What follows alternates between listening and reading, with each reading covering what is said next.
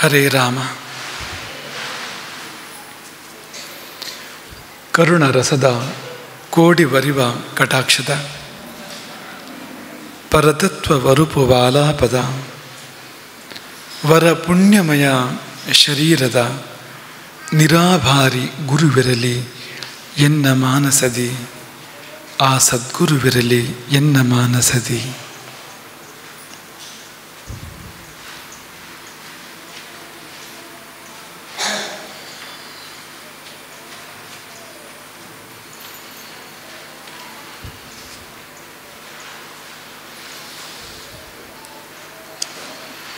ಆಪದಾಮಪಹರ್ತಾರಂ ದಾತಾರಂ ಸರ್ವಸಂಪದಾಂ ಲೋಕಾಭಿರಾಮಂ ಶ್ರೀರಾಮಂ ಭೂಯೋ ಭೂಯೋ ನಮಾಮ್ಯಹಂ.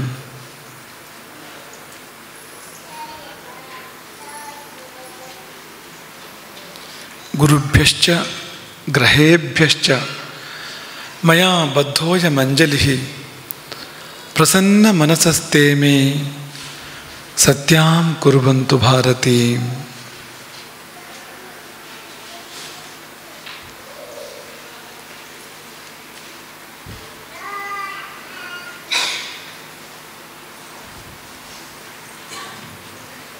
ಮೊದಲು ಗುರುವಿನ ಪದಪಂಕೇರುಹಗಳ ಸ್ಮರಣೆಯನ್ನು ಮಾಡಿ ಈ ಒಂದು ವಿದ್ಯಾಕಾರ್ಯಕ್ಕಾಗಿ ಆಶೀರ್ವಾದವನ್ನು ಬೇಡಿ ಆ ಬಳಿಕ ಮುಂದುವರಿತಾ ಇದ್ದೇವೆ. ಕಾಲ ವಿಧಾಯಕ ಶಾಸ್ತ್ರ ಜ್ಯೋತಿಷದಲ್ಲಿ ಕೆಲವಾರು ಸಂಗತಿಗಳನ್ನು ನಾವು ಕಳೆದ ಕೆಲವಾರು ದಿನಗಳಿಂದ ಚಿಂತನೆ ಮಾಡಿ ಆಯಿತು. ಇಂದಿನ ವಿಷಯಕ್ಕೆ ಮುಂದುವರಿಯುವ ಮೊದಲು ಬಂದ ಒಂದು ಪ್ರಶ್ನೆಗೆ ಉತ್ತರವನ್ನು ಹೇಳಬಯಸ್ತೇವೆ. ಪ್ರಶ್ನೆ ಹೀಗಿದೆ: ಜ್ಯೋತಿಷ ಶಾಸ್ತ್ರದಿಂದ ಒಂದು ರಾಷ್ಟ್ರವನ್ನು ವಿಷಯವಾಗಿ ಇಟ್ಟುಕೊಂಡರೆ ಮಾರ್ಗದರ್ಶನ ಸಾಧ್ಯವಿದೆಯೇ, ಅಥವಾ ಕೇವಲ ವೈಯಕ್ತಿಕ ಮಾರ್ಗದರ್ಶನ ಮಾತ್ರ ಸಾಧ್ಯವೇ ಅಂತ ಪ್ರಶ್ನೆ ಇರುವಂಥದ್ದು.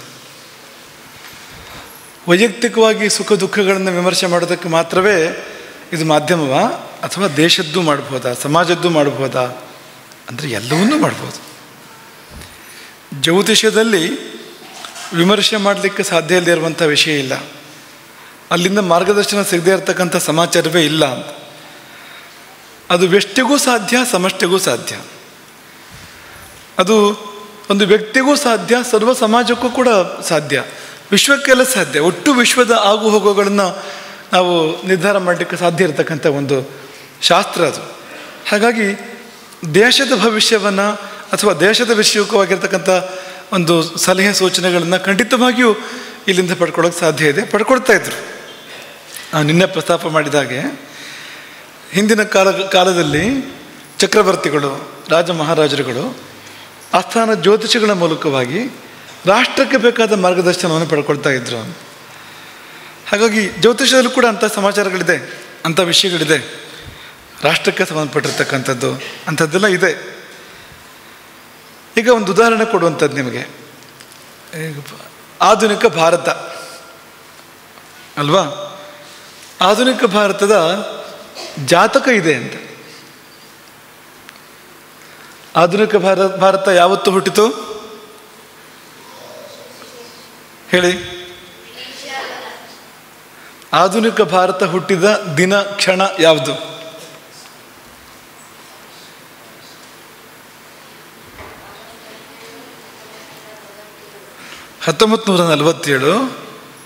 ಆಗಸ್ಟ್ 15, 14 ರಾತ್ರಿ ತಾರೀಖು ಪ್ರಕಾರ 15 ಬರ್ತಾ ಇದ್ದಾಗಲೇ 12 ಗಂಟೆಗೆ ನಮಗೆ ಸ್ವಾತಂತ್ರ್ಯ ಸಿಕ್ಕಿದ್ದಲ್ವಾ. ಅಲ್ಲಿಂದ ಈ ಹೊಸ ದೇಶ, ಇವತ್ತೇನು ನಾವು ಭಾರತ ದೇಶ ಅಂತ ಕರಿತಾ ಇದ್ದೇವೆ, ಇಂಡಿಯಾ, ಅದರ ಆವಿರ್ಭಾವ ಆ ಹೊತ್ತಿನಲ್ಲಿ ಅಂತ ನೋಡಿ. ಜಾತಕವನ್ನು ಸುರೇಶ್ ಭಟ್ರು ತೋರಿಸ್ತಾರೆ, ದೇಶದ ಜಾತಕವನ್ನು ತೋರಿಸ್ತಾರೆ. ಅದು ಹೇಗಿರ್ಬೋದು ಅನ್ನೋದನ್ನು ನೋಡಿ ಅಂತ. ನಿಮಗಲ್ಲಿ ದೇಶ ಕಾಣ್ತದ ಅಂತ, ಇವತ್ತಿನ ಭಾರತ ಕಾಣ್ತದ ಅದರಲ್ಲಿ ಅಂತ ನೋಡಿ. ನೀವೇ ಹೇಳ್ತಾ ಹೋಗ್ಬೇಕು ಎಲ್ಲವನ್ನು. ಈಗ ಬ್ರಿಟಿಷರು ನಮಗೆ ಸ್ವಾತಂತ್ರ್ಯವನ್ನು ಕೊಟ್ಟಾಗ ಯಾವ ಲಗ್ನ ಉದಯ ಆಗ್ತಾ ಇತ್ತು? ವೃಷಭ ಲಗ್ನ ಉದಯ ಆಗ್ತಾ ಇತ್ತು. ಅಲ್ಲಿ ಯಾರಿದ್ದಾರೆ ವೃಷಭದಲ್ಲಿ? ರಾಹು ಇದ್ದಾನೆ. ದ್ವಿತೀಯದಲ್ಲಿ ಕುಜ ಮತ್ತು ಮಾಂದಿ ದ್ವಿತೀಯದಲ್ಲಿದ್ದಾರೆ. ತೃತೀಯದಲ್ಲಿ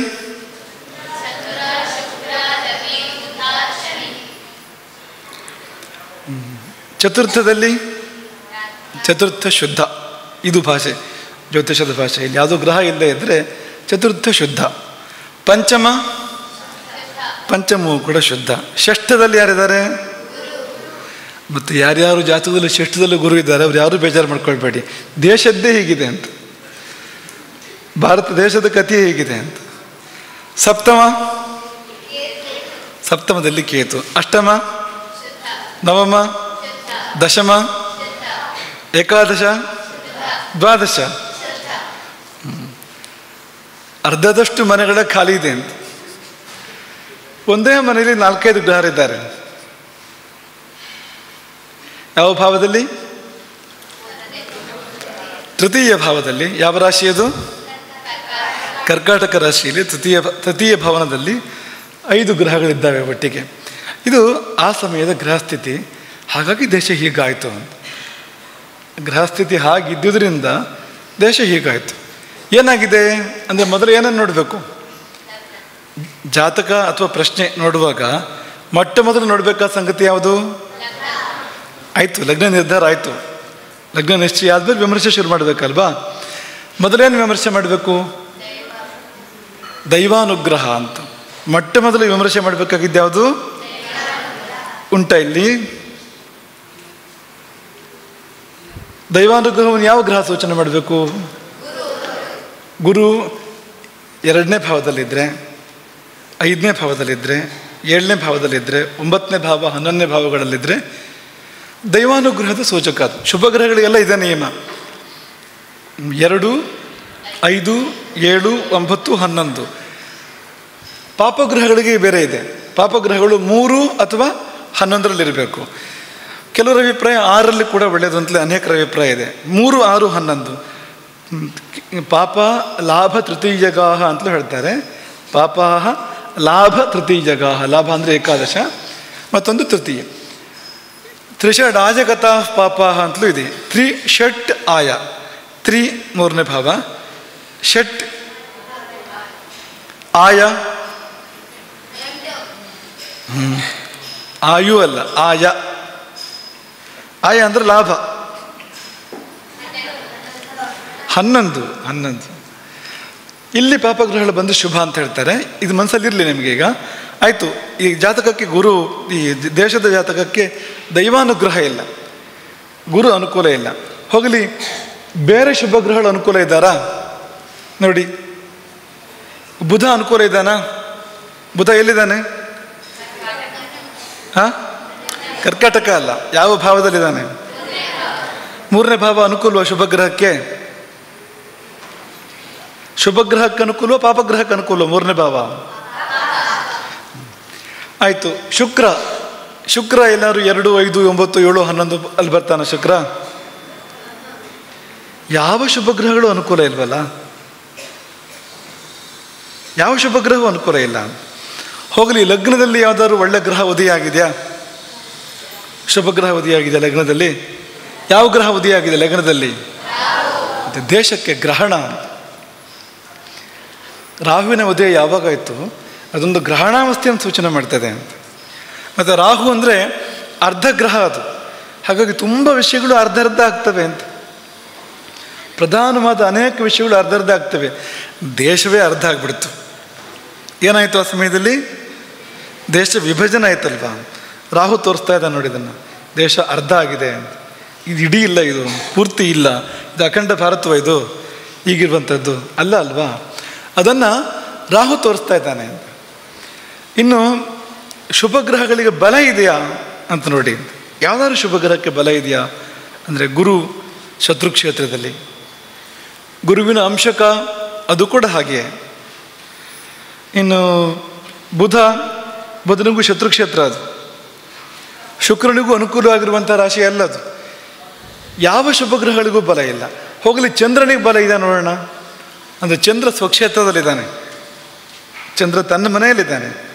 ಆದರೆ ಚಂದ್ರನಿಗೆ ಮುಖ್ಯವಾಗಿ ಬಲ ಬರುವಂಥದ್ದು ಕಿರಣಗಳ ಮೂಲಕವಾಗಿ ಅಂತ. ಶುಕ್ಲ ಪಕ್ಷ, ಸೂರ್ಯ ದೂರ ಇರಬೇಕು, ಹುಣ್ಣಿಮೆಯ ಹಿಂದೆ 5 ದಿನ ಮುಂದೆ 5 ದಿನ, ಆಗ ತುಂಬ ಬಲ ಇರ್ತಕ್ಕಂಥದ್ದು ಚಂದ್ರನಿಗೆ. ಇದು ಅಮಾವಾಸ್ಯೆ ಚಂದ್ರ ಅಂತ, ಅಮಾವಾಸ್ಯೆ ಹತ್ತಿರ ಇದೆ ಅಂತ. ಸೂರ್ಯ ಚಂದ್ರ ಒಟ್ಟಿಗೆ ಬಂದರು ಅಂದರೆ ಹತ್ತಿರ ಅಮಾವಾಸ್ಯೆ ಇದೆ ಅಂತ ಅರ್ಥ ಅದಕ್ಕೆ ಅಂತ. ಅಮಾವಾಸ್ಯೆಗೆ ಹೋಗ್ತಾ ಇರುವ ಚಂದ್ರ ತ್ರಯೋದಶಿ, ಅದು ಕೃಷ್ಣ ಪಕ್ಷ ತ್ರಯೋದಶಿ ಅದು. ಹಾಗಾಗಿ ಚಂದ್ರನಿಗೆ ಬಲ ಇಲ್ಲ, ಉಳಿದ ಯಾವ ಶುಭ ಗ್ರಹಗಳಿಗೂ ಕೂಡ ಬಲ ಇಲ್ಲ. ಬಲ ಯಾರಿಗಿದೆ ಅಂದರೆ ಯಾರಿಗೂ ಇಲ್ಲ ಬಲ, ಆದರೆ ಒಳ್ಳೆಯ ಜಾಗದಲ್ಲಿರುವಂಥದ್ದು 2 ಪಾಪಗ್ರಹಗಳು ಅಂತ. ಶನಿ ಮತ್ತು ಬುಧ ಶನಿ ಮತ್ತು ರವಿ ಮಾತ್ರ ಅನುಕೂಲ ಭಾವದಲ್ಲಿರ್ತಕ್ಕಂಥದ್ದು, 3ನೇ ಭಾವದಲ್ಲಿರ್ತಕ್ಕಂಥದ್ದು. ಶುಭ ಗ್ರಹಗಳು ಯಾವುವು ಕೂಡ ಅನುಕೂಲ ಭಾವದಲ್ಲಿಲ್ಲ ನೋಡಿ. ಹೀಗಾಗಿ ದೇಶಕ್ಕೆ ಇಷ್ಟು ದುರ್ವಸ್ಥೆ ಬಂತು ಅಂತ. ಇದೇ ಕಾರಣ ಅದಕ್ಕೆ. ಮತ್ತು ಈ ಚಂದ್ರಬಲ ಎನ್ನುವಂಥದ್ದು ತುಂಬ ಮುಖ್ಯ. ಈ ಒಂದು ಶ್ಲೋಕ ಹೇಳ್ತೇವೆ, ಈ ಶ್ಲೋಕನ ನೀವು ಕಂಠಸ್ಥ ಮಾಡಬೇಕು, ತುಂಬ ಮುಖ್ಯವಾಗಿರುವಂಥ ಶ್ಲೋಕ ಇದು. ಒಂದ್ಸರಿ ನಾವು ಹೇಳ್ತೇವೆ, ಆಮೇಲೆ ಹೇಳ್ಕೊಡ್ತೇವೆ, ನೀವು ಹೇಳ್ಬೇಕು ಅದನ್ನು. ನಿಶ್ಶೇಷ ದೋಷಹರಣೆ ಶುಭವರ್ಧನೆ ಚ ವೀರ್ಯಂ ಗುರುರಧಿಕಮಸ್ತಿ ಅಖಿಲಗ್ರಹೇಭ್ಯ ತದ್ವೀರ್ಯ ಪಾದ ದಲ ಶಕ್ತಿಭೃತವು ಜ್ಞಶುಕ್ರವು ಚಾಂದ್ರಂ ಬಲಂತು ನಿಖಿಲಗ್ರಹ ವೀರ್ಯ ಬೀಜಂ. ತುಂಬ ಮುಖ್ಯವಾಗಿರುವಂಥ ಒಂದು ಶ್ಲೋಕ ಇದು. ನಿಶ್ಶೇಷ ದೋಷಹರಣೆ ಶುಭವರ್ಧನೆ ಚ ವೀರ್ಯಂ ಗುರೋಃ ಅಧಿಕಮಸ್ತಿ ಅಖಿಲಗ್ರಹೇಭ್ಯಃ ತದ್ವೀರ್ಯ ಪಾದ ದಲಶಕ್ತಿಭೃತೌ ಜ್ಞಶುಕ್ರೌ ಚಾಂದ್ರಂ ಬಲಂತು ನಿಖಿಲಗ್ರಹ ವೀರ್ಯ ಬೀಜಂ. ನೋಡ್ಕೊಂಡು ಹೇಳ್ಬೋದು. ನಿಶ್ಶೇಷ ದೋಷಹರಣೆ ಶುಭವರ್ಧನೆ ಚ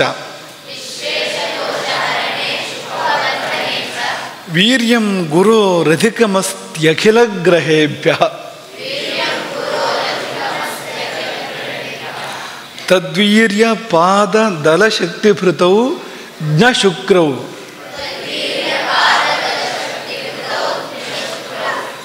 ಶುಕ್ರೌ ಚಾಂದ್ರಂ ಬಲಂತು ನಿಖಿಲಗ್ರಹ ವೀರ್ಯ ಬೀಜಂ. ಈ ಶ್ಲೋಕಕ್ಕೆ ಅರ್ಥ ಏನು ಅಂದರೆ, ನಿಶ್ಶೇಷವಾಗಿ ದೋಷವನ್ನು ಪರಿಹಾರ ಮಾಡೋದರಲ್ಲಿ, ನಿಶ್ಶೇಷ ದೋಷಹರಣೆ, ದೋಷವು ಶೇಷ ಉಳಿಬಾರ್ದು, ಸ್ವಚ್ಛವಾಗಿ ದೋಷವನ್ನು ಪರಿಹಾರ ಮಾಡೋದರಲ್ಲಿ, ಮತ್ತು ಶುಭ ವರ್ಧನೆ ಚ ಶುಭವನ್ನು ಹೆಚ್ಚು ಮಾಡೋದರಲ್ಲಿ. ಶಕ್ತಿ ಯಾರಿಗಿರುವಂಥದ್ದು? ವೀರ್ಯಂ ಗುರೋಹೋ, ಗುರುವಿಗೆ ಶಕ್ತಿ ಇರುವಂಥದ್ದು. ದೋಷ ಪರಿಹಾರದಲ್ಲಿ ಮತ್ತು ಶುಭ ವರ್ಧನದಲ್ಲಿ, ಇರುವ ಶುಭವನ್ನು ಬೆಳೆಸ್ಕೊಡೋದ್ರಲ್ಲಿ, ಇರುವ ದೋಷಗಳನ್ನು ಪರಿಹಾರ ಮಾಡೋದ್ರಲ್ಲಿ ವೀರ್ಯಂ ಗುರೋಹೋ, ವೀರ್ಯ ಇರುವಂಥದ್ದು, ಶಕ್ತಿ ಇರುವಂಥದ್ದು ಗುರುವಿಗೆ ಅಂತ. ಅದರಲ್ಲಿ ಕೂಡ ಅಖಿಲ ಗ್ರಹೇಭ್ಯ ಅಧಿಕಂ ಅಸ್ತಿ, ಇನ್ನುಳಿದ ಎಲ್ಲ ಗ್ರಹಗಳು, ರವಿ ಚಂದ್ರ ಬುಧ ಮಂಗಲ ಶುಕ್ರ ಶನಿ ರಾಹು ಕೇತು ಮಾಂದಿ, ಎಲ್ಲ ಗ್ರಹಗಳಿಗಿಂತ ಅಧಿಕಮಸ್ತಿ, ಹೆಚ್ಚಿದೆ ಗುರುವಿಗೆ, ಅವನಿಗಿರುವ ಹಾಗೆ ಬರೀ ಯಾರಿಗೂ ಇಲ್ಲ ಅಂತ. ಹಾಗಾಗಿ ದೋಷ ಪರಿಹಾರ ಶುಭ ವರ್ಧನ ಅಂದರೆ ಅದು ಗುರುವಿಂದ ಆಗಬೇಕದು. ಇನ್ನು ಉಳಿದವರಿಗೆ ಎಷ್ಟೆಷ್ಟಿದೆ ಅಂದರೆ ಇನ್ನಿಬ್ಬರಿಗೆ ಆ ಶಕ್ತಿ ಇದೆಯಂತೆ. ದೋಷ ಪರಿಹಾರ ಮಾಡುವ ಶಕ್ತಿ, ಶುಭ ವರ್ಧನೆ ಮಾಡುವ ಶಕ್ತಿ 2 ಗ್ರಹಗಳಿಗಿದೆ. ಯಾರವರು? ಜ್ಞ ಶುಕ್ರವು. ಜ್ಞ ಅಂದರೆ ಬುಧ, ಜ್ಞಾನೇ ಅವನು. ಜ್ಞ ಶುಕ್ರವು, ಬುಧ ಶುಕ್ರರಿಗೂ ಆ ಶಕ್ತಿ ಇದೆ. ಎಷ್ಟಿದೆ ಅಂದರೆ ತದ್ವೀರ್ಯ ಪಾದ, ಬುಧನಿಗೆ ಗುರುವಿಗಿರುವ ಶಕ್ತಿಯ ಕಾಲ್ಭಾಗ, ಶುಕ್ರನಿಗೆ ಅರ್ಧ ಭಾಗ. ಪಾದ ಅಂದರೆ ಕಾಲ್ಭಾಗ, ದಲ ಅಂದರೆ ಅರ್ಧ ಭಾಗ. ತದ್ವೀರ್ಯ ಪಾದ ದಲ ಶಕ್ತಿ ಬರ್ತವು. ಗುರುವಿನ ಸಾಮರ್ಥ್ಯ ಏನಿದೆ ಅದರ ಕಾಲ್ಭಾಗ ಒಬ್ಬ, ಅರ್ಧ ಭಾಗ ಇನ್ನೊಬ್ಬ, ಬುಧ ಶುಕ್ರರು. ಯಾವುದರಲ್ಲಿ ಅಂದರೆ ದೋಷ ಪರಿಹಾರ ಮಾಡೋದ್ರಲ್ಲಿ ಮತ್ತು ಗುಣವರ್ಧನೆ ಮಾಡೋದ್ರಲ್ಲಿ ಅಂತ. ಆಯಿತಾ? ಇದು ಗುರುವಿನ ಮತ್ತು ಬುಧ ಶುಕ್ರರ ಸಮಾಚಾರ. ಚಂದ್ರನದ್ದೇನು ವಿಶೇಷ ಅಂದರೆ ಚಾಂದ್ರಂ ಬಲಂತು ನಿಖಿಲಗ್ರಹ ವೀರ್ಯ ಬೀಜಂ. ಯಾವ ಗ್ರಹಕ್ಕಾರು ಶಕ್ತಿ ಬರಬೇಕು ಅಂದರೆ ಚಂದ್ರನಿಗಿದ್ದರೆ ಮಾತ್ರ ಅಂತ. ಜಾತಕವಾಗಲಿ ಪ್ರಶ್ನೆ ಆಗಲಿ. ಚಂದ್ರನಿಗೆ ಬಲ ಇದ್ದರೆ ಉಳಿದ ಗ್ರಹಗಳಿಗೂ ಬಲ ಬರ್ತದೆ. ಚಂದ್ರನಿಗೆ ಬಲ ಇಲ್ಲದೆ ಉಳಿದ ಗ್ರಹಗಳಿಗೆ ಬಲ ಇದ್ದೂ ಪ್ರಯೋಜನ ಇಲ್ಲ. ಯಾಕೆಂದರೆ ನಿಖಿಲ ಗ್ರಹ ವೀರ್ಯ ಬೀಜಂ, ಎಲ್ಲ ಗ್ರಹಗಳ ಬಲದ ಮೂಲ ಸ್ರೋತಸ್ಸು ಯಾವುದು ಅಂದರೆ ಚಂದ್ರ ಅಂತ. ಯಾಕೆ ಈ ಶ್ಲೋಕ ನೆನಪು ಮಾಡಿಕೊಂಡು ಅಂದರೆ, ನಮ್ಮ ದೇಶದ ಜಾತಕದಲ್ಲಿ ಚಂದ್ರ ಅಮಾವಾಸ್ಯೆ ಅಂತ, ಅಮಾವಾಸ್ಯೆ ಚಂದ್ರ ಅದು ಅಂತ. ಉಳಿದ ಗ್ರಹಗಳಿಗೆ ಬಲ ಇಲ್ಲವೇ ಇಲ್ಲ. ಹೋಗಲಿ, ಚಂದ್ರನಿಗಾದರೂ ಬಲ ಇದ್ದರೆ ಚಂದ್ರ ಬಲ ಕೊಡ್ತಾನೆ, ಉಳಿದ ಗ್ರಹಗಳಿಗೆ ಚಂದ್ರನಿಗೂ ಇಲ್ಲ. ಅಮಾವಾಸ್ಯೆ ಚಂದ್ರ. ಇನ್ನು ಶುಕ್ರ ಶನಿಗಳಿಗೆ ಮೌಢ್ಯ ಅಥವಾ ಅಸ್ತ, ಶುಕ್ರ ಶನಿಗಳು ಅಸ್ತರಾಗಿದ್ದಾರೆ, ಅದು ಇನ್ನೊಂದು ಕಡೆಯಿಂದ. ಇನ್ನು ಭಾವಗಳನ್ನು ನೋಡಿದರೆ ರವಿ 3ರಲ್ಲಿದ್ದಾನೆ, ಅನುಕೂಲ. ಮತಿ ವಿಕ್ರಮವಾನ್ ಫಲ, ಅದಕ್ಕೆ ರವಿ 3ರಲ್ಲಿದ್ದರೆ ಮತಿ ಮತ್ತು ಪರಾಕ್ರಮವನ್ನು ಕೊಡ್ತಾನೆ ಅವನು ಅಂತ, ಅನುಕೂಲ. ಚಂದ್ರ 3ರಲ್ಲಿದ್ದಾನಲ್ವಾ, 3ನೇ ಮನೆಯಲ್ಲಿ, ಅನುಕೂಲ ಅಲ್ಲ ಅದು. ಚಂದ್ರ 3ನೇ ಮನೆಯಲ್ಲಿದ್ದರೆ ಅವನಿಗೆ ಹಿಂಸ್ರಹ ಅಂತ ಫಲ ಅಂತ, ಹಿಂಸೆ ಮಾಡುವಂಥದ್ದು ಫಲ ಅದಕ್ಕೆ ಅಂತ. ಆಗಿದೆಯಲ್ಲ ದೇಶದಲ್ಲಿ ಬೇಕಾದಷ್ಟು. ಅವತ್ತೇ ರಾತ್ರಿ ತುಂಬ ಹಿಂಸೆ ಆಯಿತು. ಯಾವತ್ತು ಈ ದೇಶ ವಿಭಜನೆ ಆಯಿತು, ಸ್ವಾತಂತ್ರ್ಯ ಬಂತು, ಆ ರಾತ್ರಿ ಲಕ್ಷ ಲಕ್ಷ ಕೋಟಿ ಕೋಟಿ ಜನರ ಒಂದು ಮಾರಣ ಹೋಮ, ಸನಾತನ ಧರ್ಮಾನುಯಾಯಿಗಳ ಭಾರತೀಯರ ಮಾರಣ ಹೋಮ ನಡೆದಿದೆ ಅವತ್ತು ರಾತ್ರಿ ಅಂತ. ಹಾಗಾಗಿ ಚಂದ್ರ ರಾತ್ರಿ ತಾನೆ, ಚಂದ್ರ ಅಂದರೆ ರಾತ್ರಿ ಕಾರಕ ಅವನು, ಹಿಂಸ್ರಹ ಅಂತ, ಚಂದ್ರನಿಗಿರೋ ಫಲ ಅದು ಅಂತ. ಕುಜನಿಗೆ ಕದನ್ನಹ ಅಂತ, 2ನೇ ಮನೆಯಲ್ಲಿ ಕುಜ ಬಂದರೆ ಕದನ್ನಹ ಅಂದರೆ ಒಳ್ಳೆ ಊಟ ಇಲ್ಲ ಅಂತ, ಕೆಟ್ಟ ಊಟ ಅಂತ. ದೇಶದಲ್ಲಿ ಎಷ್ಟೋ ಜನ ಊಟ ಇಲ್ಲದೆ ಇರತಕ್ಕಂಥವ್ರು, ಯಾರು ಒಳ್ಳೆ ಊಟ ಮಾಡ್ತಾ ಇದ್ದಾರೆ ಅವ್ರಿಗೂ ಕೂಡ ಒಳ್ಳೆ ಊಟ ಆಗ್ತಾ ಇಲ್ವಲ್ಲ. ಇವತ್ತು ಪೂರ್ತಿ ಕೆಮಿಕಲ್ ಹೆಸರು ನೋಡಿ, ಪೂರ್ತಿ ಹೊತ್ತು ಎಲ್ಲ ವಿಷಮಯ. ಹಾಗೆ ಕದನ್ನಹ ಅಂತ, ಅನ್ನಕ್ಕೆ ತತ್ವಾರ ಅಂತ. ಬುಧನಿಗೆ ಒಳ್ಳೆ ಫಲ ಇದೆ, ಪ್ರಬಲ ಅಂತ, ದೇಶಕ್ಕೊಂದು ಪ್ರಾಬಲ್ಯ ಬಂತು ಅದರಿಂದಾಗಿ. ಗುರುವಿಗೆ ಅಂತಿಮವಾಗಿ ಒಳ್ಳೆ ಫಲ ಇದೆ, ಅಶತ್ರುಹು ಅಂತ. 6ನೇ ಮನೆಯಲ್ಲಿ ಗುರು ಬಂದರೆ ಅವನು ಶತ್ರುವಿಲ್ಲದವನಾಗ್ತಾನೆ ಅಂತ. ಆದರೆ ಮೊದಲು ಶತ್ರುಗಳು ಕಾಟ ಕೊಡುವಷ್ಟು ಕೊಟ್ಟು, ಯುದ್ಧಗಳು ನಡೆಯುವಷ್ಟು ನಡೆದು ಕೊನೆಗೊಂದು ದಿವಸ ಅಶತ್ರು ಅಂತ ಆಗ್ಬೋದು ಅಂತ. ಶುಕ್ರನಿಗೆ ಕೃಪಣಃ ಅಂತ. ಕೃಪಣ ಅಂದರೆ ದುಡ್ಡಿಲ್ಲ, ಇದ್ರೂ ಕೊಡೋಕ್ಕೆ ಮನಸ್ಸಿಲ್ಲ ಅಂತ, ಅದು ಕೃಪಣ ಅಂತ. ಶನಿಗೆ ಒಳ್ಳೆ ಫಲ ಇದೆ, ಮತಿ ವಿಕ್ರಮವಾನ್ ಎನ್ನುವ ಫಲ, ಅದೇ ರವಿಗುರು ಫಲವೇ ಶನಿಗೂ ಕೂಡ ಇರ್ತಕ್ಕಂಥದ್ದು ಅಂತ.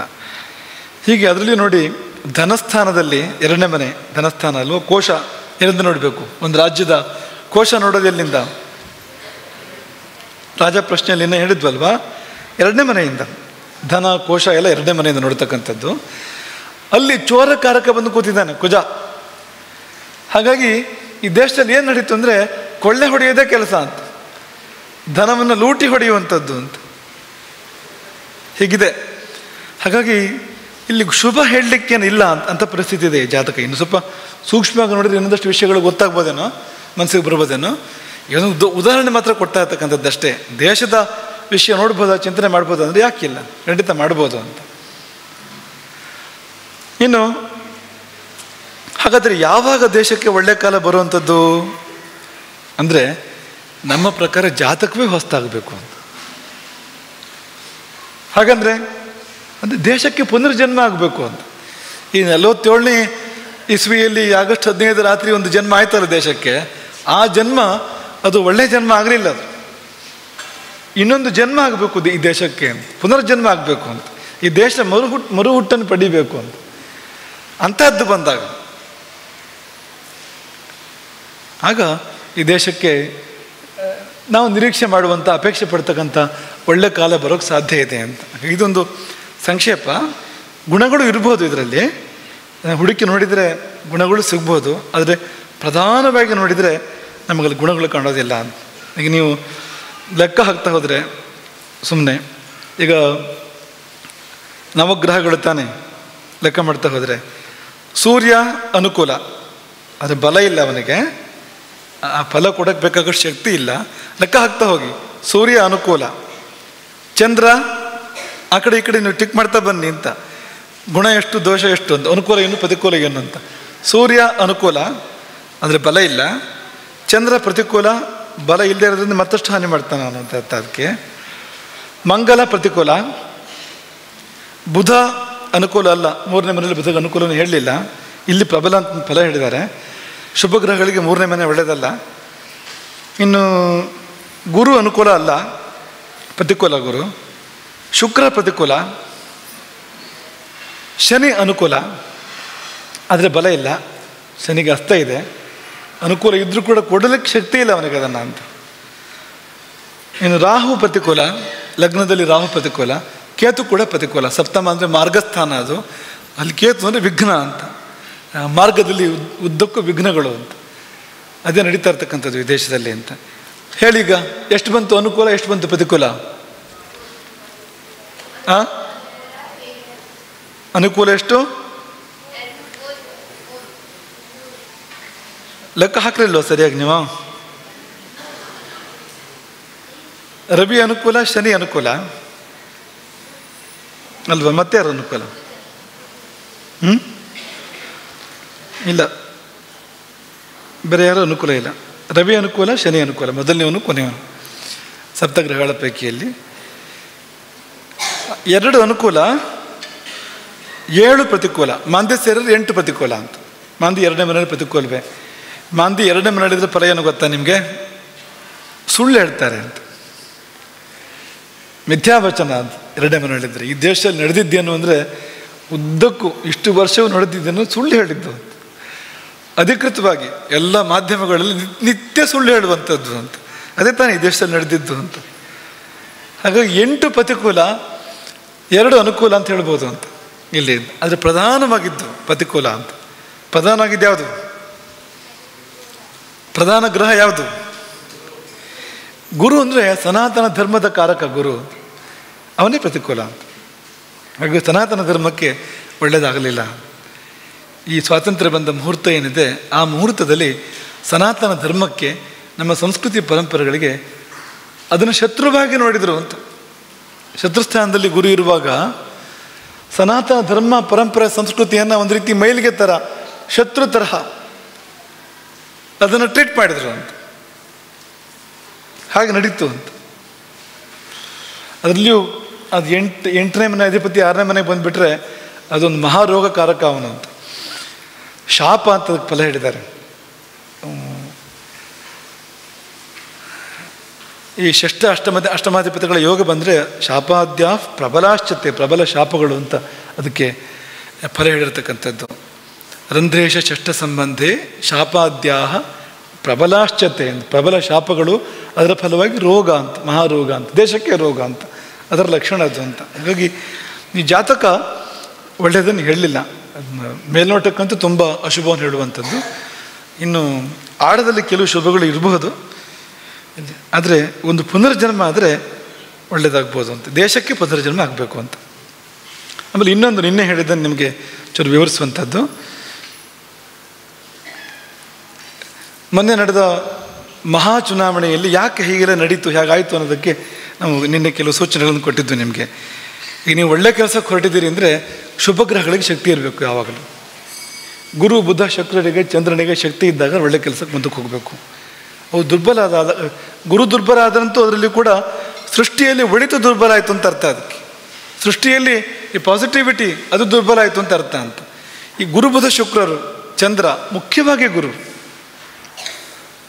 ಹಾಗಾಗಿ ಗುರು ಹಸ್ತ ಇದ್ದಾಗ ಉಪನಯನ ಮಾಡ್ತಾರಾ, ಮದುವೆ ಮಾಡ್ತಾರಾ? ಮಾಡೋದಿಲ್ಲ ಅಂತ. ಮುಹೂರ್ತ ತೆಕ್ಕೊಡ್ತಾರ? ಗುರು ಹಸ್ತ ಇದ್ದಾಗ ತೆಕ್ಕೊಡೋದಿಲ್ಲ ಅಂತ. ಶುಕ್ರ ಹಸ್ತ ಇದ್ದಾಗ ವಿವಾಹ ಮಾಡೋದಿಲ್ಲ, ಯಾಕೆಂದರೆ ಶುಕ್ರ ವಿವಾಹಕಾರಕ. ಅವನೇ ಹಸ್ತ ಆಗಿದ್ದರೆ ಆ ವಿವಾಹ ಫಲಿಸೋಕೆ ಸಾಧ್ಯ ಇಲ್ಲ ಅಂತ. ವಿವಾಹಕಾರಕ ಗ್ರಹ ಶುಕ್ರ ಅಂತ. ಗುರು ಹಸ್ತ ಆದರೆ ಯಾವ ಶುಭಕ್ಕೂ ಕೂಡ ಅವಕಾಶ ಇಲ್ಲ ಅಂತ. ಈ ಚುನಾವಣೆ ಹಣ ಬರಹ ಏನಾಗಿದೆ ಅಂದರೆ ಇಡೀ ಗುರು ಹಸ್ತ, ಶುಕ್ರ ಹಸ್ತ, ಒಂದಷ್ಟು ಬುಧನ ಹಸ್ತವೂ ಇದೆ. ಬುಧನಿಗೆ ಹಸ್ತ ಬರ್ತಾ ಇರುತ್ತೆ, ಹೋಗ್ತಾ ಇರುತ್ತೆ ಯಾವಾಗಲೂ. ರವಿ ಜೊತೆಗೆ ಇರ್ತಾನೆ ಅವನು. ಹಾಗಾಗಿ ಅಂಥದ್ದೇ ನಡೆದಿದೆ ಅಂತ. ಚುನಾವಣೆ April 19, April 26, May 7, May 13, May 20, May 25, June 1, ಫಲಿತಾಂಶ ಜೂನ್ 4. ಈ ರೀತಿ ನಡೆದಿರುವಂಥದ್ದು. ಇದು ಹೇಳ್ತಾ ಇರುವಂಥದ್ದು ನಿಮಗೆ ಅನುಭವಕ್ಕೆ ಬರಲಿ ಅನ್ನೋ ಕಾರಣಕ್ಕೆ. ಇದು ಶಿಕ್ಷಣದ ಭಾಗವಾಗಿ ಹೇಳ್ತಾ ಇರುವಂಥದ್ದು, ರಾಜಕೀಯದ ಭಾಗವಾಗಿ ಹೇಳ್ತಾ ಇರುವಂಥದ್ದಲ್ಲ ಇದು. ಈ ಸಮಯದಲ್ಲಿ ಉದ್ದಕ್ಕೂ ಹಸ್ತಗಳಿದ್ವು ಅಂತ. ಮುಖ್ಯವಾಗಿ ಗುರು 19, 26 ಈ 2 ದಿನಾಂಕಗಳಲ್ಲಿ ಗುರು ಹಸ್ತ ಇರಲಿಲ್ಲ. ಆದರೆ ಅಸ್ತಾಭಿಮುಖ ಗುರು ಆಗ ಅಂತ. ಅಸ್ತದ ಕಡೆ ಹೋಗ್ತಾ ಇದ್ದಾನೆ ಅವನು ಅಂತ. ಆ ಗುರು ಉದಯಾಭಿಮುಖ ಅಲ್ಲ, ಅದು ಮೃತಿಯ ಕಡೆಗೆ ಹೋಗ್ತಾ ಇರುವಂಥದ್ದು ಗುರುಗ್ರಹ ಅಂತ. ಸಾವಿಗೆ ಸಮಾನವಾಗಿರ್ತಕ್ಕಂಥ ಒಂದು ಅವಸ್ಥೆಯ ಕಡೆಗೆ ಗುರುಗ್ರಹ ಹೋಗ್ತಾ ಹತ್ತಿರ ಇರುವಂಥದ್ದು ಅಂತ. ಅಂಥ ಕಾಲ April 19, April 26, May 7, May 13, May 20, May 25, June 1 ಎಲ್ಲ ಅಸ್ತ, ಪೂರ್ತಿ ಗುರು ಅಸ್ತ. ಜೂನ್ 4 ಫಲಿತಾಂಶಕ್ಕೆ ಗುರು ಉದಯ ಆಗಿದೆ. ಆದರೆ ಗುರು ಉದಯವಾಗಿ 7 ದಿನಗಳ ಕಾಲ ಬಾಲ್ಯ ಇರುತ್ತೆ ಗುರುವಿಗೆ ಅಂತ. ಹೊಸದಾಗಿ ಹುಟ್ಟಿದ ಹಾಗೆ ಅದು. ಅಸ್ತಕಾಲದಲ್ಲಿ ಮೃತ ಅದು. ಉದಯವಾದ ದಿನ ಗುರು ಹುಟ್ಟಿದ ಅಂತ. ಆ ದಿನ ಒಂದು ದಿನ ಅತಿ ಬಾಲ್ಯ ಅಂತ, ಶಿಶುವಿನ ಹಾಗೆ ಅಂತ. ಬಲ ತುಂಬ ಕಡಿಮೆ ಅಂತ. ಆಮೇಲೆ ಬಾಲ್ಯ ಇರುತ್ತೆ, 7 ದಿನಗಳ ಕಾಲ ಬಾಲ್ಯ ಇರುತ್ತೆ. ಆ ಬಾಲ್ಯ ಕಳೆದ ಮೇಲೆ ಮತ್ತೆ ಹೊಸದಾಗಿ ಕೋಮಾರ ಇದೆಲ್ಲ ಬಂದು ಯೌವನ ಬರಬೇಕು ಗುರುವಿಗೆ. ಆಮೇಲೆ ಪೂರ್ತಿ ಬಲ ಬರುವಂಥದ್ದು. ಹಾಗಾಗಿ ಈ ರಿಸಲ್ಟ್ ಯಾವತ್ತು ಅನೌನ್ಸ್ ಆಯಿತೋ, ಅಂದರೆ ಫಲಿತಾಂಶವನ್ನು ಯಾವತ್ತು ಘೋಷಣೆ ಮಾಡಿದ್ರೋ ಆ ದಿವಸ ಗುರು ಉದಯ ಇತ್ತು. ಹಾಗಾಗಿ ಅಧಿಕಾರದಲ್ಲಿದ್ದವರು ಬದುಕಿದ್ರು, ಅಲ್ಲಿಂದಲ್ಲಿಗೆ ಬದುಕಿದ್ರು. ಆದರೆ ಪೂರ್ಣ ಆಗಲಿಲ್ಲ. ಯಾಕೆ ಅಂದರೆ ಪೂರ್ಣ ಬಲ ಗುರುವಿಗೆ ಇರಲಿಲ್ಲ ಅಂತ. ಗುರುವಿಗೆ ಬಾಲ್ಯ ಇತ್ತು ಅಂತ. ಬಾಲ್ಯ ಇದ್ದಿದ್ದರಿಂದ ಪೂರ್ಣ ಬಲ ಇಲ್ಲ ಅಂತ. ಹಾಗಾಗಿ ಪೂರ್ಣ ಬಹುಮತವೂ ಇಲ್ಲ ಅಂತ, ಕಡಿಮೆ ಬಂತು ಅಂತ. ಹಿಂದಕ್ಕೆ ಚುನಾವಣೆ ನಡೆದ ಸಮಯ ನೋಡಿದರೆ ಬಹುತೇಕ ಶುಭ ಗ್ರಹಗಳಿಗೆ ಬಲ ಕಡಿಮೆ ಇರತಕ್ಕಂಥ ಸಂದರ್ಭ ಅಂತ. ಇನ್ನು ಶುಕ್ರ ಕೂಡ ನಡುವೆ ಶುಕ್ರನಿಗೂ ಕೂಡ ಬಲ ಕಡಿಮೆ ಇರತಕ್ಕಂಥ ಸಂದರ್ಭಗಳಿತ್ತು. ಈ ಫಲಿತಾಂಶ ಬರೋ ಸಮಯದಲ್ಲಿ ಶುಕ್ರನಿಗೆ ಕೂಡ ಅಸ್ತ ಇತ್ತು. ಮೇ ತಿಂಗಳಲ್ಲಿ ನಡೆದ ಚುನಾವಣೆಗಳಿದೆಯಲ್ಲ, ಆ ಸಮಯದಲ್ಲೆಲ್ಲ ಶುಕ್ರ ಅಸ್ತ ಇತ್ತು. ಮೇ 8ರಿಂದ ಜುಲೈ 3 ಶುಕ್ರ ಅಸ್ತ ಇರುವಂಥದ್ದು. ಆ ಮಧ್ಯೆ ನಡೆದ ಎಲ್ಲ ಚುನಾವಣೆಗಳಲ್ಲಿ ಕೂಡ ಶುಕ್ರ ಅಸ್ತ ಇತ್ತು. ಬುಧನಿಗೆ ನೀಚ ಇತ್ತು, ಮಧ್ಯದಲ್ಲಿ ನೀಚ ಸ್ಥಿತಿ ಇತ್ತು ಬುಧನಿಗೆ. ಹೀಗೆ ಈ ಗ್ರಹಗಳೆಲ್ಲ, ಶುಭ ಗ್ರಹಗಳೆಲ್ಲವೂ ಕೂಡ ದುರ್ಬಲವಾಗಿದ್ದವು. ಆದರೆ ಪಾಪಗ್ರಹಗಳಿಗೆ ಬಲ ಇತ್ತು. ಶನಿಗೆ ಬಲ ಇತ್ತು, ಕುಜನಿಗೂ ಸಾಧಾರಣ ಬಲ ಇತ್ತು. ಮತ್ತು ಶನಿ ಕುಜ ಸೇರಿ ಬಿಟ್ಟಿರೋದಕ್ಕೆ ಮಂದಾರ ಯೋಗ ಅಂತ ಹೆಸರು. ಅದಕ್ಕೆ ಅತೀ ಕೆಟ್ಟ ಯೋಗ ಅದು. ಮಂದಾರ ಯೋಗ ಅಂದರೆ ಅದು ಕೊಡುವ ಉಪದ್ರವ ಅಷ್ಟಿಷ್ಟ ಅಲ್ಲ ಅಂತ. ಯೋಗಗಳ ಪೈಕಿಯಲ್ಲಿ ತೆಗೆದುಹಾಕಿದ ಯೋಗ ಅದು. ಮಂದಾರ, ಆರ ಅಂದರೆ ಕುಜ, ಮಂದ ಅಂದರೆ ಶನಿ. ಮಂದಾರ ಅಂದರೆ ಈ ಮಂದಾರದ ಹೂವೆಲ್ಲ ನೆನಪು ಮಾಡ್ಕೊಳ್ಬೇಡಿ, ಅಂಥದ್ದೆಲ್ಲ ಅಲ್ಲ ಅದು. ಮಂದಾರ ಯೋಗೇ ಲಗುಡಾಸಿ ಘಾತ ಅಂತ ಶುರುವಾಗತ್ತೆ.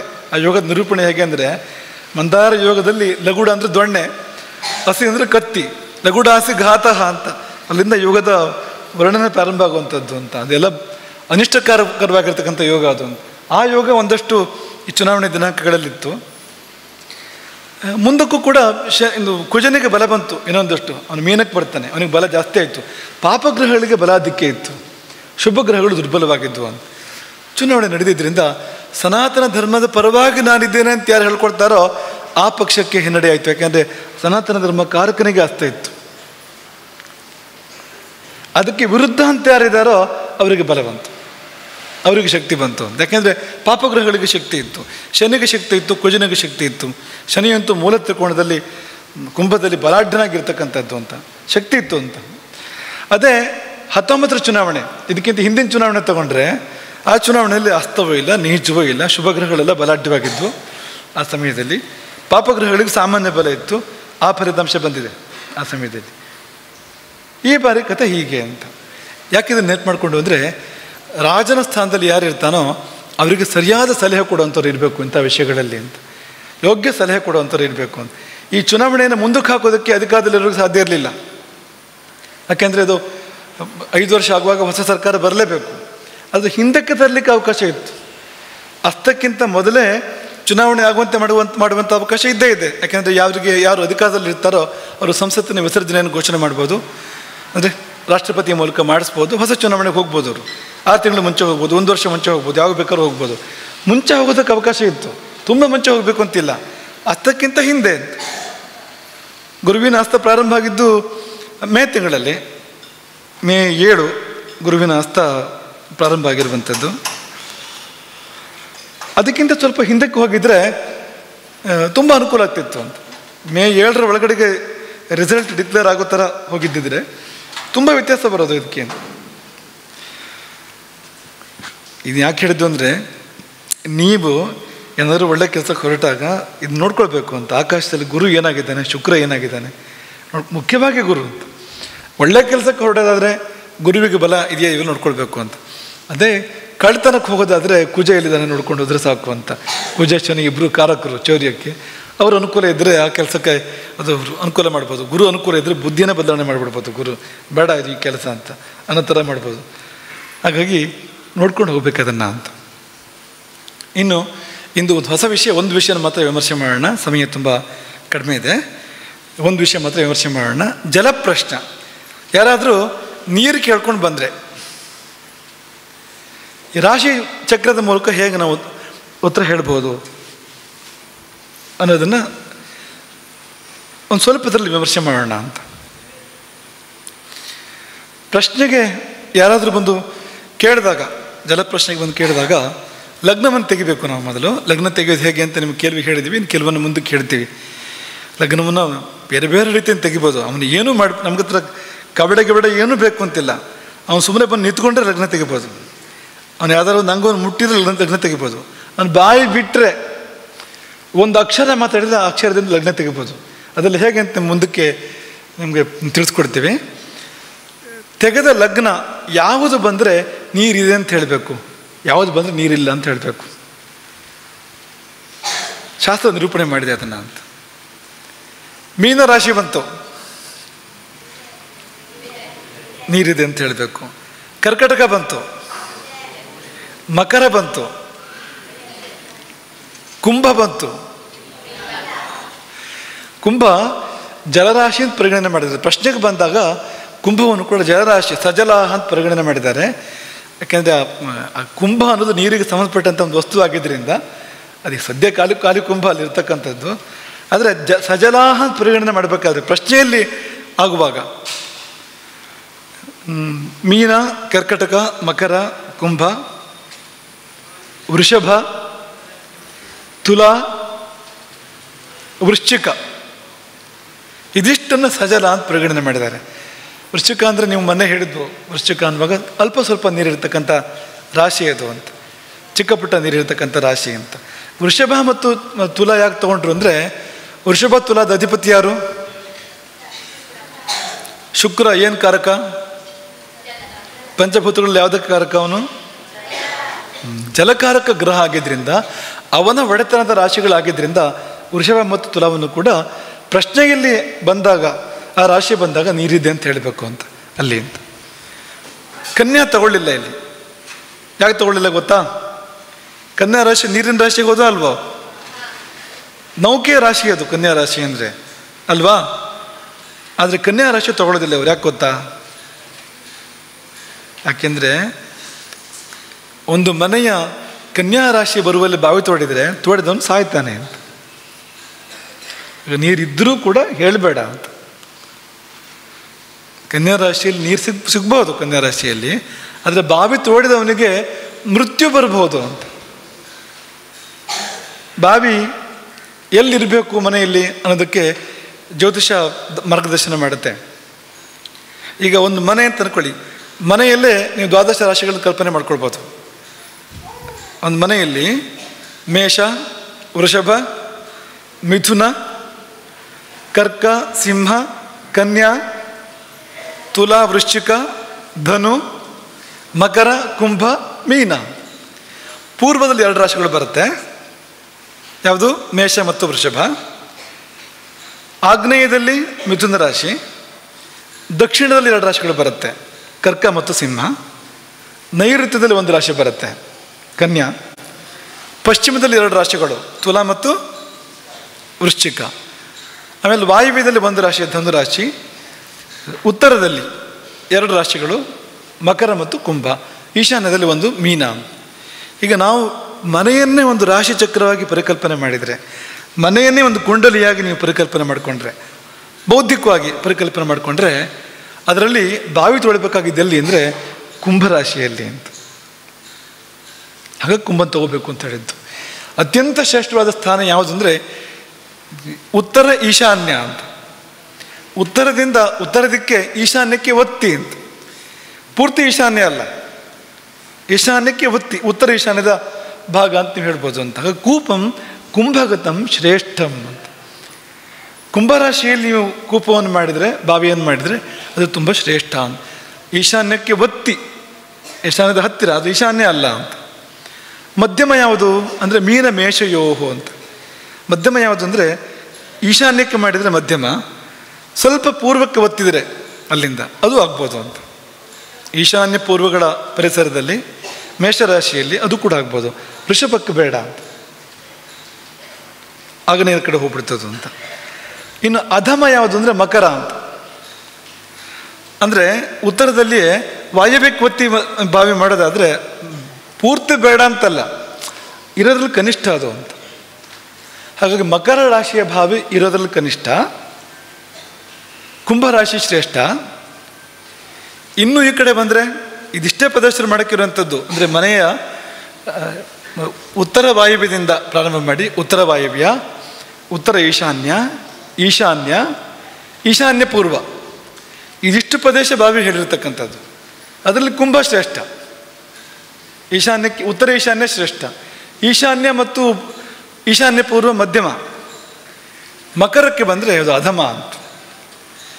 ಇಷ್ಟೆಲ್ಲ ಹೇಳಿ ಕನ್ಯಾಯಾಮ್ ನಿಘನೇದ್ಯಸ್ತು ಕೂಪಂ ಏಷ ಮೃತಿಂ ವ್ರಜೇತ್. ಯಾರು ಕನ್ಯಾ ರಾಶಿಯಲ್ಲಿ ಅಂದರೆ ನೈಋತ್ಯದಲ್ಲಿ ಬಾವಿಯನ್ನು ತೋಡ್ತಾನೋ ಏಷ ಮೃತಿಂ ವ್ರಜೇತ್, ಇವನು ಸಾಯ್ತಾನೆ ಅವನು ಅಂತ. ಅಥವಾ ಮನೇಲಿ ಸಾವಾಗತ್ತೆ, ಸಾಯುವಂಥ ಸ್ಥಿತಿ ಒಳಗಾಗ್ತಾನೆ. ಬೇರೆ ಗ್ರಹಗತಿ ಗಟ್ಟಿ ಇದ್ದರೆ ಬದುಕಿದ್ರೂ ಸತ್ತಂತೆ ಅನ್ನೋ ಸ್ಥಿತಿ ಬರ್ಬೋದು ಅವನಿಗೆ. ಹಾಗಾಗಿ ನೈಋತ್ಯದಲ್ಲಿ ಯಾವುದೇ ಕಾರಣಕ್ಕೂ ಬಾವಿಯನ್ನು ಮಾಡಬಾರ್ದು. ನೈಋತ್ಯ ರಾಶಿಯನ್ನು ಸೂಚನೆ ಮಾಡ್ತಕ್ಕಂಥದ್ದು, ನೈಋತ್ಯ ದಿಕ್ಕನ್ನು ಸೂಚನೆ ಮಾಡುವಂಥದ್ದು ಕನ್ಯಾ ರಾಶಿ. ಕನ್ಯಾ ರಾಶಿಯನ್ನು ತಗೊಳ್ಳಿಲ್ಲ ಅಂತ. ಸಜಲಾಹ ಅನ್ಬೇಕಾದ್ರೆ ಕನ್ಯಾ ರಾಶಿಯನ್ನು ತಗೊಳ್ಳಿಲ್ಲ ಅಂತ. ಇನ್ನು ಲಗ್ನದಲ್ಲಿ ಶುಕ್ರ ಚಂದ್ರರ ಉದಯ ಆಯಿತು, ನೀರಿದೆ ಅಂತ ಹೇಳಬೇಕು. ಇನ್ನು ಗುರು ಬುಧರ ಉದಯ ಆಯಿತು, ಗುರು ಬುಧರ ಉದಯ ಆಯಿತು ಅಂತ ಅಂದ್ಕೊಳ್ಳಿ ನೀವು. ಅದು ತೋಯ ರಾಶಿ ಆಗಿದ್ದರೆ, ಜಲರಾಶಿ ಆಗಿದ್ದರೆ ಅದು ನೀರಿದೆ ಅಂತ ಹೇಳಬೇಕು ಅಂತ. ಈಗ ಗುರುವಾಗಲಿ ಬುಧ ಆಗಲಿ ಈ ಮಕರವೋ ಮೀನವೋ ಮಕರವೋ ಅಥವಾ ಕರ್ಕಟಕವೋ ಕುಂಭವೋ ಇಂಥ ಜಲರಾಶಿಗಳು ಅಂತೇನಿದೆ ಅಲ್ಲಿರ್ತಕ್ಕಂಥ ಗುರು ಬುಧರು ಅವರು ನೀರನ್ನು ಸೂಚನೆ ಮಾಡ್ತಾರೆ. ಬೇರೆ ರಾಶಿಯಲ್ಲಿದ್ದರೆ ಅವರು ನೀರನ್ನು ಸೂಚನೆ ಮಾಡೋದಿಲ್ಲ. ಮೇಷರಾಶಿಯಲ್ಲಿ ಗುರು ಇದ್ದರೆ ನೀರಿದೆ ಅಂತ ಹೇಳಬಾರ್ದು, ಸಿಂಹ ರಾಶಿಯಲ್ಲಿ ಗುರು ಇದ್ದರೆ ಬುಧ ಇದ್ದರೆ ನೀರಿದೆ ಅಂತ ಹೇಳಬಾರ್ದು. ನೀರಿನ ರಾಶಿಗಳು, ಜಲರಾಶಿಗಳು, ಕರ್ಕ ಮೀನದಂಥದ್ದು ಅಲ್ಲಿದ್ದಾಗ ನೀರಿದೆ ಅಂತ ಹೇಳ್ಬೋದು ಅಂತ. ಹಾಗಾಗಿ ಗ್ರಹಗಳ ಪೈಕಿಯಲ್ಲಿ ಇಬ್ಬರು ನೀರಿದೆ ಅಂತ ಹೇಳಬೇಕಾಗಿರ್ತಕ್ಕಂಥವ್ರು ಇಬ್ಬರು, ಶುಕ್ರ ಮತ್ತು ಚಂದ್ರರು. ಇನ್ನಿಬ್ಬರು ಗುರು ಮತ್ತು ಬುಧ ಜಲರಾಶಿ ಸಂಬಂಧ ಬಂದಾಗ ಮಾತ್ರ ಅಂತ. ಸೂರ್ಯ ಉದಯ ಆಯಿತು ಅಂತ ಅಂದ್ಕೊಳ್ಳಿ ನೀವು.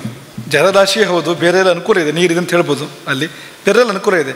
ಸೂರ್ಯ ಇದೆ ಅಂತಿದ್ರೆ ನೀರು ತುಂಬ ಆಳದಲ್ಲಿದೆ ಅಂತ. ಅರ್ಕೋದಯೇ ಅತಿ ದೂರ ಅಂತ. ಸೂರ್ಯ ಬಂದರೆ ಇದೇ ನೀರು ಎಲ್ಲೋ ಆಳದಲ್ಲಿ, ಪಾತಾಳದಲ್ಲಿ ಅಂತ. ಕುಜ ಬಂದರೆ ದೂರದಲ್ಲೇ, ಆದರೆ ಕಲ್ಲಿನ ಒಳಗೆ ನೀರು ಸಿಗೋಂಥದ್ದು ಅಂತ. ಪಾಷಾಣ ಮಧ್ಯಗಂ ತೋಯಂ, ಕಲ್ಲು ಹೊಡೆದು ಅದರೊಳಗೆ ನೀರನ್ನು ತಗೋಬೇಕು ನಾವು ಅಂತ. ಆ ನೀರು ಶ್ರೇಷ್ಠ ಅಂತ ನೀರು. ಆದರೆ ಕುಜ ಬಂದಾಗ ಕಲ್ಲು ಬರುತ್ತೆ ಅಂತ. ಇನ್ನು ರಾಹು ಮತ್ತು ಶನಿ ಬಂದರೆ ನ ಜಲಾವಹು ಭವತಃ, ನೀರಿಲ್ಲ ಅಂತಲೇ ಹೇಳಬೇಕು. ಖಡಾಖಂಡಿತವಾಗಿ ನೀರಿಲ್ಲ ಅಂತ ಹೇಳಬೇಕು. ರಾಹು ಮತ್ತು ಶನಿ ನೀರಿಗೆ ಪೂರಕ ಅಲ್ಲ ಅಂತ. ಶುಕ್ರ ಚಂದ್ರರು ಸಮೃದ್ಧ ಜಲವನ್ನು ಹೇಳ್ತಾರೆ. ಬುಧ ಗುರುಗಳು ಮಧ್ಯಮ ಜಲವನ್ನು ಹೇಳ್ತಾರೆ. ಆಮೇಲೆ ಬುಧ ಚಂದ್ರರು ಮರಳು ಜೊತೆಯಲ್ಲಿರ್ತಕ್ಕಂಥ ನೀರನ್ನು ಹೇಳ್ತಾರೆ. ನೀರು ಮತ್ತು ಮರಳಿನ ಉಪಸ್ಥಿತಿಯನ್ನು ಹೇಳ್ತಾರೆ. ಕುಜ ಮತ್ತು ಸೂರ್ಯರು ಕಲ್ಲನ್ನು ಹೇಳ್ತಾರೆ. ಕಲ್ಲಲ್ಲಿ ನೀರು ಸಿಗುವಂಥದ್ದನ್ನು ಹೇಳ್ತಾರೆ ಅಂತ. ಹಾಗಾಗಿ ಶುಕ್ರೇಂದ್ವೋಹ ಜಲಪೂರ್ಣಂ, ಶುಕ್ರೇಂದ್ವೋಹ ಶುಕ್ರ ಮತ್ತು ಇಂದು ಜಲಪೂರ್ಣಂ, ತುಂಬ ನೀರಿದೆ. ಬುಧ ಗುರ್ವೋಹ ಮಧ್ಯಮಂ, ಮೀಡಿಯಂ ನೀರು, ಹೆಚ್ಚು ಅಲ್ಲ ಕಡಿಮೆನೂ ಅಲ್ಲ. ಮಧ್ಯಮಂ ಜಲಂ ವಿದ್ಯಾತ್.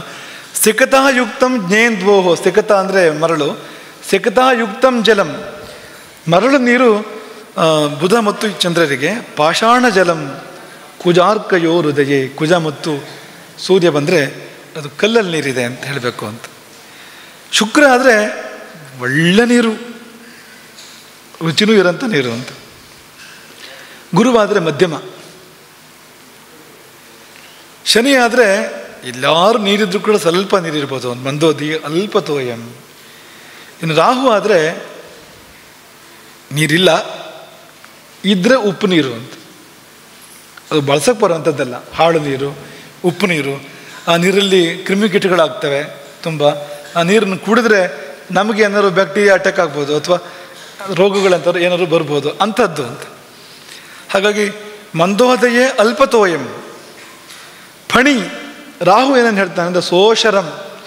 ಊಷರ ಅಂದರೆ ಅದು ಮರಳುಗಾಡು ಮತ್ತು ಉಪ್ಪು ನೀರು ಅಂಥದ್ದನ್ನು ಹೇಳುವಂಥ. ಅಜಲಾವನಿ ಅಂದರೆ ಅಜಲ ಅವನಿ, ನೀರು ಇಲ್ಲದಿರ್ತಕ್ಕಂಥ ಭೂಮಿ. ಇದನ್ನು ಹೇಳ್ತಾನೆ ರಾಹು ಅಂತ. ಹೀಗೆ ಇದು ಜಲಪ್ರಶ್ನೆ. ಇನ್ನು ನಾಳೆ ನಿಮಗೆ ರೋಗ ಪ್ರಶ್ನೆಯನ್ನು, ಅದ್ರ ಬಗ್ಗೆ ನಾಳೆ ರೋಗ ಜಾತಕದಲ್ಲಿ ಪ್ರಶ್ನೆಯಲ್ಲೇ ಆಗಲಿ ರೋಗಗಳ ಬಗ್ಗೆ ನಿಮ್ಗೆ ಹೇಳಬೇಕು. ಈ ಶಾಸ್ತ್ರಗಳು ಒಂದಕ್ಕೊಂದು ತುಂಬ ಸಂಬಂಧಪಡ್ತವೆ. ಈಗ ಆಯುರ್ವೇದದವರು ಜ್ಯೋತಿಷ್ಯವನ್ನು ಕಲ್ತರೆ ತುಂಬ ಅನುಕೂಲ ಅಂತ.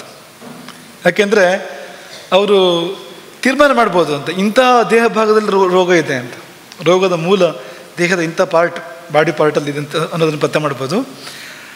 ಅಥವಾ ಯಾವ ಧಾತುಗಳ ವಿಕಾರ. ಈಗ ಉದಾಹರಣೆಗೆ ಮೊನ್ನೆ ಸುರೇಶ್ ಆ ಜಾತಕ ತೋರಿಸು, ತತ್ಕಾಲ ಜಾತಕ ಮೊನ್ನೆ ಒಂದು ಮಾಡಿರ್ತಾರೆ, ತತ್ಕಾಲ ಲಗ್ನ ನೋಡಿ. ಇಲ್ಲಿ ರೋಗಸ್ಥಾನ ಯಾವುದು?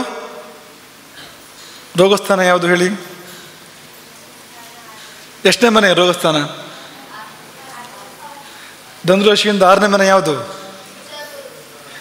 ಅವರು ಯಾವ ಯಾವ ತ್ರಿದೋಷಗಳಲ್ಲಿ ಯಾವುದನ್ನು ಸೂಚನೆ ಮಾಡ್ತಾರೆ? ಗುರು ಮತ್ತು ಕುಜ ಅಲ್ವಾ? ಈಗ ಆಯುರ್ವೇದ ವೈದ್ಯರು ತೀರ್ಮಾನಕ್ಕೆ ಬರೋಕ್ಕೆ ಸಾಧ್ಯ ಇರುತ್ತೆ ಅಂತ.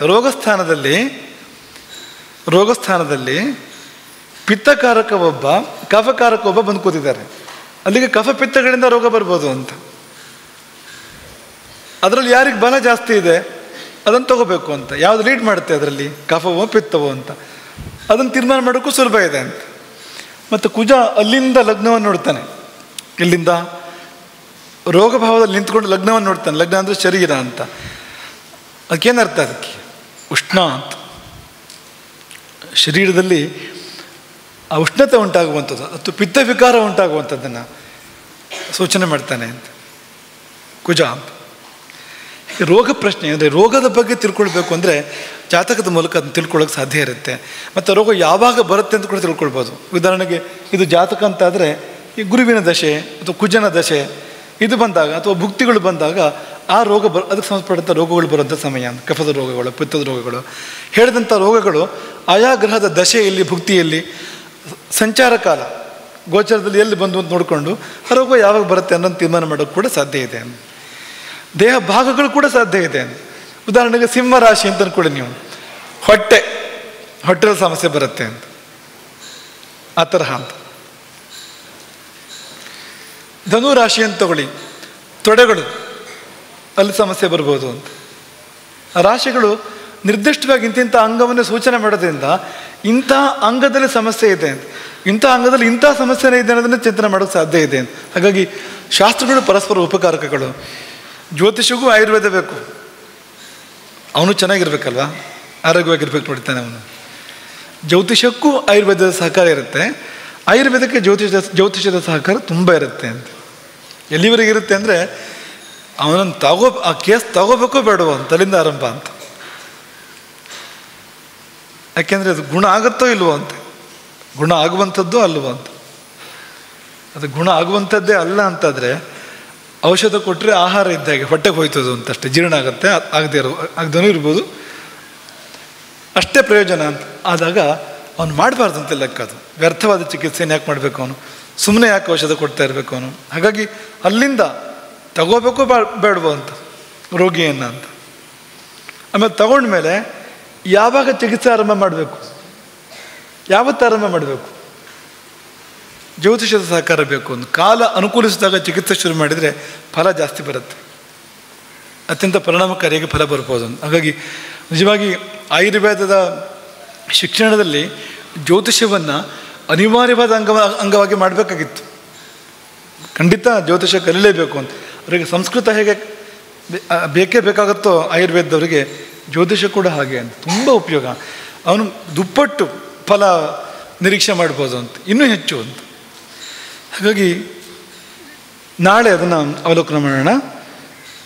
ರೋಗಗಳು ಎಷ್ಟು ಬಗೆ ಜ್ಯೋತಿಷ ವಿಂಗಡಣೆ ಮಾಡುತ್ತೆ. ನಿಜ, ಆಗಂತುಕ, ಶಾರೀರ, ಮಾನಸ, ದೃಷ್ಟ ನಿಮಿತ್ತಜ, ಅದೃಷ್ಟ ನಿಮಿತ್ತಜ ಅಂತ ಹೀಗೆಲ್ಲ ವಿಭಾಗ ಮಾಡುತ್ತೆ. ಅದು ಎಲ್ಲೆಲ್ಲಿ ಹೇಗೆ ಬರುತ್ತೆ ಅಂತೆಲ್ಲ, ಯಾವ್ಯಾವ ಗ್ರಹದಿಂದ ಹೇಗೆ ಬರುತ್ತೆ ಅನ್ನೋದನ್ನು ಹೇಳುತ್ತೆ. ಮತ್ತು ಕಡಿಮೆ ಆಗುತ್ತೋ ಇಲ್ವೋ ಆ ರೋಗ, ಅದು ಹೋಗುತ್ತೋ ಇಲ್ವೋ, ಪರಿಹಾರ ಆಗುತ್ತೋ ಇಲ್ವೋ ಅನ್ನೋದನ್ನು ಕೂಡ ಚಿಂತನೆ ಮಾಡ್ಬೋದು. ಅದನ್ನು ನಾಳೆ ಅವಲೋಕನ ಮಾಡೋಣ. ಈ ಸಮಯದಲ್ಲಿ ಇಲ್ಲಿ ಸೇರಿರ್ತಕ್ಕಂಥ ಎಲ್ಲರನ್ನೂ ಆಶೀರ್ವಾದ ಮಾಡ್ತೇವೆ. ತೆಗಳಾರಿ ಲಿಪಿಯ ಕುರಿತಾದಂಥ ಒಂದು ಅನಾವರಣ ನಡೆದಿದೆ. ಉಪೇಕ್ಷಿತವಾಗಿರುವಂಥ ಒಂದು ಲಿಪಿ ಇದು.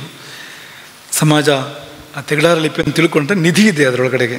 ತುಂಬ ಉತ್ತಮವಾಗಿರ್ತಕ್ಕಂಥ ಗ್ರಂಥಗಳು ಆ ಲಿಪಿಯಲ್ಲಿದ್ದಾವೆ. ಹಾಗಾಗಿ ನೀವಾದರೂ ಕಲೀರಿ, ತೆಗಳಾರ ಲಿಪಿಯನ್ನು ನೀವಾದರೂ ಕೂಡ ಕಲಿಯಿರಿ, ತುಂಬ ಉಪಯೋಗ ಆಗುವಂಥದ್ದು. ಹಾಗೆಯೇ 3 ಸಮಾಜಗಳು ಸೇವೆ ಮಾಡಿದ್ದಾವೆ ಇವತ್ತು. ನಾಡೋರ ಸಮಾಜ ಇರ್ಬೋದು, ಬೋವಿ ಸಮಾಜ ಇರ್ಬೋದು, ಮಡಿವಾಳ ಸಮಾಜ ಇರ್ಬೋದು. ಈ 3 ಸಮಾಜಗಳು ಸ್ವರ್ಣ ಪದಕ ಪೂಜೆಯನ್ನು ನೆರವೇರಿಸಿದ್ದಾವೆ. ಆ ಸಮಾಜಗಳಿಗೆ ವಿಶೇಷವಾಗಿರುವಂಥ ಆಶೀರ್ವಾದಗಳು. ಅವರೆಲ್ಲರ ಗ್ರಹಚಾರಗಳು ಪರಿಹಾರ ಆಗಲಿ, ಅವರೆಲ್ಲರಿಗೆ ಗ್ರಹಗಳು ಅನುಕೂಲಿಸಿ ಬರಲಿ ಆಶೀರ್ವಾದ ಮಾಡ್ತಾ ಇರುವಂಥದ್ದು. ಸರ್ವ ಸೇವೆ ಮಾಡಿರುವಂಥದ್ದು ಇವತ್ತು ನಮ್ಮ KT ಶ್ರೀರಾಮ ಮತ್ತು ಕುಟುಂಬ, ಹಿಂದಿನಿಂದ ಮಠದ ಸೇವೆಯಲ್ಲಿ ಇರತಕ್ಕಂಥ ಒಂದು ಕುಟುಂಬ ಅದು. ಆ ಕುಟುಂಬವನ್ನು ಕೂಡ ಪೂರ್ಣ ಮನಸ್ಸಿನಿಂದ ಆಶೀರ್ವದಿಸ್ತಾ ಇದ್ದೇವೆ. ಇವರೆಲ್ಲರಿಗೂ ರಾಮದೇವರ ಪೂರ್ಣಾನುಗ್ರಹ, ಗುರುಗಳ ಪೂರ್ಣಾನುಗ್ರಹ ಮತ್ತು ಗ್ರಹಗಳ ಅನುಗ್ರಹ. ಗ್ರಹಗಳ ಅನುಗ್ರಹ ನೋಡಿ, ಅನುಗ್ರಹ ಅನ್ಬೇಕಾದ್ರೆ ಗ್ರಹ ಇದೆ ನೋಡಿ, ಅದಿಲ್ಲದೆ ಅನುಗ್ರಹ ಇಲ್ಲ ಅಂತ. ಈ ಗ್ರಹಗಳು ಅನುಕೂಲಿಸಿದರೆ ಅನುಗ್ರಹ ಸಿಗುವಂಥದ್ದು. ಗ್ರಹಗಳು ಅನುಕೂಲಿಸದೆ ಹೋದರೆ ಪಕ್ಕದಲ್ಲಿದ್ದರೂ ಕೂಡ ಅನುಗ್ರಹ ಸಿಗೋದಿಲ್ಲ ಅಂತ. ನೀವು ಕೇಳಿದ್ದೀರಲ್ವಾ, ನಮ್ಮ ಉಪಾಧ್ಯಾಯರು ರಾಮಭದ್ರಾಚಾರ್ಯರು ಪಾಠ ಮಾಡುವಾಗ ಹೇಳ್ತಾ ಇದ್ರು ನಮಗೆ ಯಾವಾಗಲೂ ಅದನ್ನು. ಈಗ ದೇವರು ಸಾನ್ನಿಧ್ಯ ಇದ್ದ ಮಾತ್ರಕ್ಕೆ ಅನುಗ್ರಹ ಸಿಕ್ಬಿಡ್ಬೇಕು ಅಂತೇನಿಲ್ಲ ಅಂತ. ವಿಗ್ರಹದ ಮೇಲೆ ಜಿರ್ಲೆಗಳು ಓಡಾಡ್ತಾ ಇರ್ತವೆ, ದೇವರ ವಿಗ್ರಹದ ಮೇಲೆ. ಎಂಥ ಯೋಗ ಪಾಪ, ಎಂಥ ಅದೃಷ್ಟ, ಏನು ಪುಣ್ಯ ಮಾಡಿದೆ, ಏನು ಮಡಿ ಅಂದರೆ ಏನಿಲ್ಲ. ವಿಗ್ರಹದ ಒಳಗೆ ಹೊರಗೆ ಇರುವಂಥ ಅದರ ಆಸ್ಪಾಸಲ್ಲಿರುವಂಥ ಕೊಳಕು ತಿನ್ನಲಿಕ್ಕೆ ಕಾದ್ಕೊಂಡು ಕೂತಿದೆ. ಅದು ಅಲ್ಲಿರುವ ಕಲ್ಮಶ ಕಸದ ಮೇಲೆ ಕಣ್ಣಿರುವಂಥದ್ದು. ಮೂರ್ತಿಯ ಮೇಲೂ ಮೂರ್ತಿ ಒಳಗಿರ್ತಕ್ಕಂಥ ದಿವ್ಯ ಚೇತನದ ಮೇಲೂ ಆ ದೃಷ್ಟಿ ಇದೆಯಾ ಅದಕ್ಕೆ ಅಂದರೆ ಇಲ್ಲ ಅಂತ. ಅಷ್ಟು ಹತ್ತಿರ ಇದ್ದು ಕೂಡ ಉಪಯೋಗ ಇಲ್ಲ ಅಂತ. ಗರ್ಭಗುಡಿಯಲ್ಲೇ ವಾಸ ದಿರ್ಲೆ, ಆದರೆ ಉದ್ಧಾರ ಆಯ್ತಾ ಅಂದರೆ ಹಾಗೆ ಹೇಳೋಕ್ಕಾಗೋದಿಲ್ಲ, ಉದ್ಧಾರ ಆಯಿತು ಅಂತ. ಹಾಗೆ ಅನುಗ್ರಹ ಸಿಕ್ಕಿದ್ರೆ ಮಾತ್ರವೇ, ಅಂದರೆ ಗ್ರಹಗಳು ಅನುಕೂಲಿಸಿದರೆ ಮಾತ್ರವೇ ಅನುಗ್ರಹ ಗುರುವಿನದಾಗಲಿ ದೇವರದಾಗಲಿ ಒದಗಿ ಬರುವಂಥದ್ದು. ಅದು ಇವರೆಲ್ಲರಿಗೂ ಪ್ರಾಪ್ತ ಆಗಲಿ ಎಂಬುದಾಗಿ ಹರಿಸ್ತೇವೆ. ಎಲ್ಲರಿಗೂ ಒಳ್ಳೆಯದಾಗಲಿ ಅಂತ ಪಣೆ ಆಗ್ತದೆ. ಹರೇ ರಾಮ.